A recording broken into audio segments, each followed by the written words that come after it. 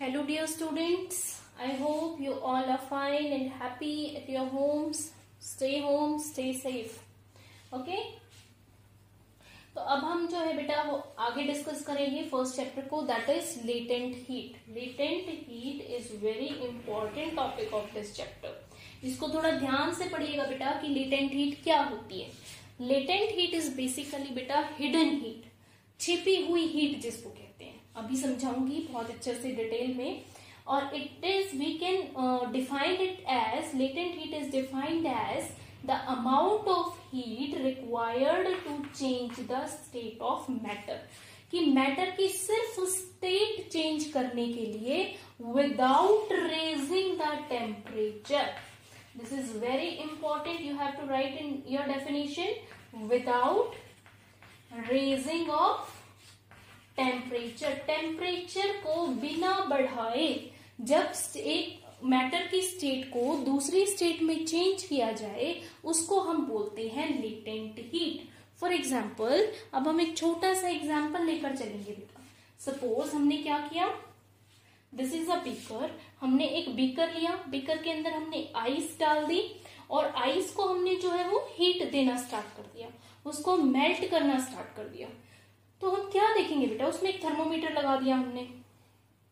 तो हम क्या देखेंगे, बेशक हम इसको कंटिन्यूअसली हीट प्रोवाइड कर रहे हैं, कॉन्टिन्यूअसली हीट प्रोवाइड करने के बाद भी जब तक ये सारी आइस मेल्ट नहीं हो जाती थर्मोमीटर का टेम्परेचर जो है वो 0 डिग्री सेल्सियस पर रुक जाएगा. ऐसा क्यों हुआ, हम उसको टेम्परेचर तो बार बार दे रहे हैं तो ये ऊपर क्यों नहीं चढ़ा. ऐसा इसलिए हुआ बेटा क्योंकि अब यहाँ 0 डिग्री पर आने के बाद आप जो उसको टेम्परेचर दे रहे हो, जो हीट उसको दे रहे हो, वो उसकी फोर्सेस ऑफ अट्रैक्शन को जो है वो तोड़ने के काम आई है. फिर से ध्यान से सुनना कि ये हीट कहाँ जाती है बेटा. ये हीट बेसिकली जो फोर्सेस ऑफ अट्रैक्शन है उनको ओवरकम करने में यूज होती है. किस चीज में यूज होती है, फोर्सेस ऑफ अट्रैक्शन को ओवरकम करने में. मैंने लास्ट वीडियोस में आपको समझाया था कि जो मैटर होता है, मैटर के पार्टिकल्स होते हैं, उनके बीच में एक फोर्सेस ऑफ अट्रैक्शन होती है. और उस फोर्सेस ऑफ अट्रैक्शन को कि जब तक ये चेंज ना हो जाए, जब ये सारी आइस किस में चेंज हो जाएगी, लिक्विड में, यानी सारी उसने फोर्सेस ऑफ अट्रैक्शन को चेंज कर लिया, उसके बाद जो है टेम्परेचर बढ़ना है वो स्टार्ट हो जाएगा. तो आपको समझ आया व्हाट इज लेटेंट हीट. इसी को हम कहते हैं हिडन हीट. और this is the heat which is used to change the state of one state of matter into another state without raising the temperature. Okay, तो जो लेटेंट हीट होती है बेटा, लेटेंट हीट दो तरह की होती है. One is latent heat of fusion and one is latent heat of vaporisation. दोनों नाम से ही क्लियर हो रहे हैं बेटा बिल्कुल. लेटेंट हीट ऑफ फ्यूजन कौन सी हो जाएगी, फ्यूजन का मतलब सॉलिड से लिक्विड में चेंज होना, ठीक है, that is melting of ice, आप एग्जांपल ले सकते हो. और लेटेंट हीट ऑफ वेपराइजेशन क्या हो जाएगी, it is the amount of heat which is required to change any liquid to its vapor state or gaseous state without raising the temperature is called latent heat of vaporization. बिना temperature में को बढ़ाए जब उसको liquid को vapour state में या gaseous state में कन्वर्ट किया जाए तो that is called as latent heat of vaporisation. उसको हम क्या बोलते हैं बेटा, लेटेंट हीट ऑफ वेपराइजेशन जो है वो बोलते हैं. ओके, जैसे यहीं पर हम आइस की बजाय क्या ले लें, लिक्विड ले लें. अगर हम यहाँ लिक्विड लेते हैं तो बेटा क्या हो जाएगा कि आप बेशक उसको कंटिन्यूअसली हीट जो है वो प्रोवाइड करवा रहे हो, वो 100 डिग्री सेल्सियस पर जाकर जो है वो रुक जाएगा टेम्परेचर. क्यों, क्योंकि यहाँ पर स्टेट चेंज होने लग जाएगी और जो हीट एनर्जी है वो टेम्परेचर रेज करने की बजाय वाटर का किस चीज में एंगेज हो जाएगी, वाटर के पार्टिकल्स की फोर्सेज ऑफ अट्रैक्शन को ओवरकम करने के लिए. तो this type of heat is called as latent heat of vaporisation. Okay, इसके बाद एक बहुत ही इंपॉर्टेंट चीज जो आपको समझनी है बेटा, तो उसको अभी आप ध्यान से सुनना. जितनी अमाउंट ऑफ लेटेंट हीट किसी भी सॉलिड ने ली है लिक्विड में कन्वर्ट होने के लिए, क्या बोला मैंने कि आप जब आइस को हीट प्रोवाइड कर रहे थे तो वो लिक्विड में चेंज हो रहा था वाटर में, तो वहां पर जितनी अमाउंट ऑफ लेटेंट हीट आपने सॉलिड को दी है लिक्विड में चेंज करने के लिए, जब ये लिक्विड वापस से सॉलिड में चेंज होगा तो ये same amount of latent heat को रिलीज करेगा। फिर से सुनो, हमने क्या किया, यहाँ पर गैसेस आइस ली थी विच इज सॉलिड, उसको हमने हीट करना स्टार्ट किया। उसके बाद ये मेल्टिंग का प्रोसेस स्टार्ट हुआ और जब तक पूरी मेल्ट नहीं हो गई, यानी उस टाइम पर कौन सी हीट अब स्टार्ट हो गई, लेटेंट हीट इसकी स्टार्ट हो गई। तो जब तक वो कंप्लीट से मेल्ट नहीं हो गई तब तक वो लेटेंट हीट चल रही थी। तो जितनी अमाउंट ऑफ लेटेंट हीट उसने यहाँ एब्जॉर्ब करी है लिक्विड में चेंज होने के लिए, जब आप लिक्विड को फ्रीज करते हो तो उतनी ही अमाउंट ऑफ लेटेंट हीट वो लिक्विड जो है रिलीज कर देगा सॉलिड में कन्वर्ट होने के लिए। Okay, and same with latent heat of vaporisation, कि अगर कोई लिक्विड को आप गैसेस में चेंज कर रही हैं, सपोज मैं पानी उबाल रही हूं, ओके, तो मैं उसको क्या कर रही हूं, लिक्विड को मैं वेपर स्टेट में जो है वो चेंज कर रही हूं। तो लिक्विड वेपर्स में चेंज होने के लिए जितनी अमाउंट ऑफ लेटेंट हीट को एब्जॉर्ब करेगा उतनी ही अमाउंट ऑफ लेटेंट हीट जब वेपर्स को वापस से आप कंडेंस करवाते हो, कंडेंसेशन का प्रोसेस करवाते हो, तो ये vapours same amount of latent heat जो है वो क्या कर देंगे, रिलीज कर देंगे।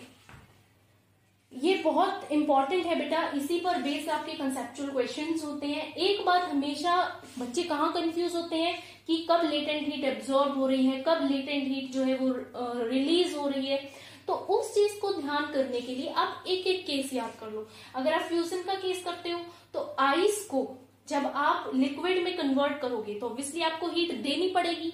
तो दैट मीन्स वो क्या कर रहा है, वहां पर सॉलिड हीट को एब्जॉर्ब करके, लेटेंट हीट को एब्जॉर्ब करके लिक्विड के अंदर चेंज हो रहा है।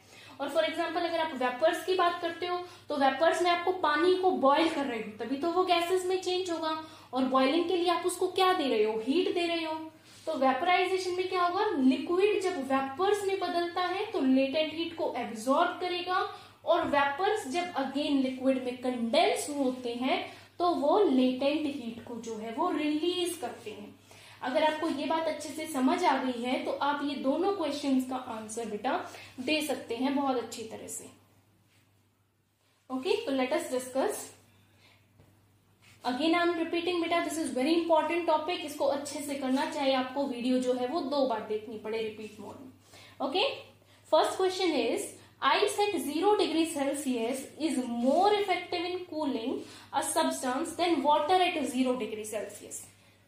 फॉर एग्जाम्पल हम नींबू पानी का एग्जाम्पल ले लेते हैं। हम क्या करते हैं, पानी में एक तो ठंडा पानी मिला देते हैं और एक तरफ हम आइस मिला देते हैं, तो कौन सा ज्यादा इफेक्टिवली कूलिंग होगा, आइस वाला होगा। ऐसा क्यों हुआ बेटा, ये भी लेटेंट हीट पर बेस्ड है। अभी हमने क्या पढ़ा था कि सॉलिड है जो वो लिक्विड में चेंज होगा तो लेटेंट हीट को एब्जॉर्ब करेगा, और लिक्विड वापस से सॉलिड में जब कन्वर्ट हो जाएगा, कंडेंस हो जाएगा, तो वो क्या करेगा, हीट को रिलीज कर देगा।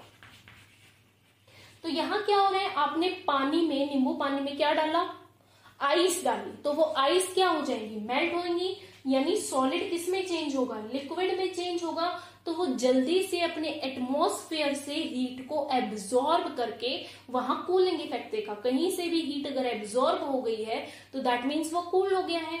और अगर ठंडे पानी की बात करें तो वो तो ऑलरेडी लिक्विड स्टेट में है, उसके पास तो अब लेटेंट हीट है नहीं। अगर वो गैसियस में चेंज होता है तो वो अलग बात है, पर यहाँ गैसियस में चेंज नहीं करना है।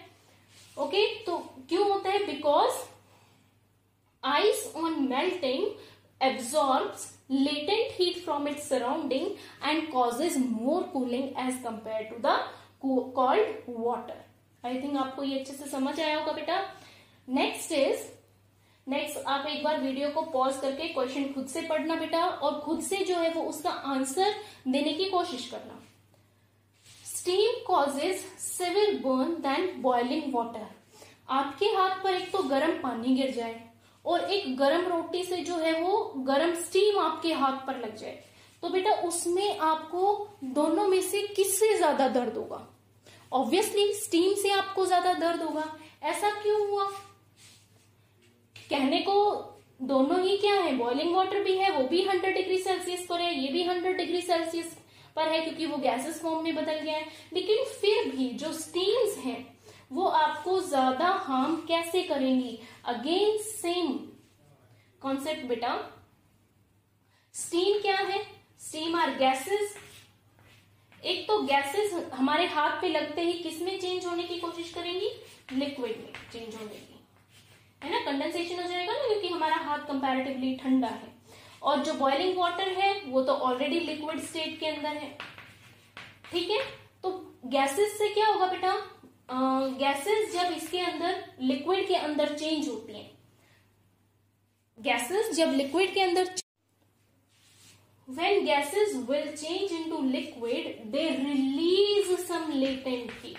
वो रिलीज करेंगी ना, फिर से कंफ्यूज मत होना। हमने क्या पढ़ा था कि लिक्विड है, जैसे वाटर है, वाटर को बॉईल करते वक्त आपको हीट देनी पड़ती है, तो लिक्विड जब गैसेस में चेंज होता है तो वो हीट एब्जॉर्ब करता है, और वही गैसेस जब वापस से लिक्विड में चेंज होती हैं तो वो लेटेंट हीट को रिलीज करती हैं।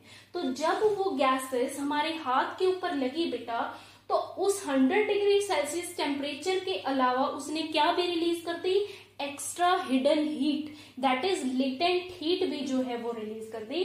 दैट्स वाई जो गैसेस हैं they causes severe burn rather than the boiling water.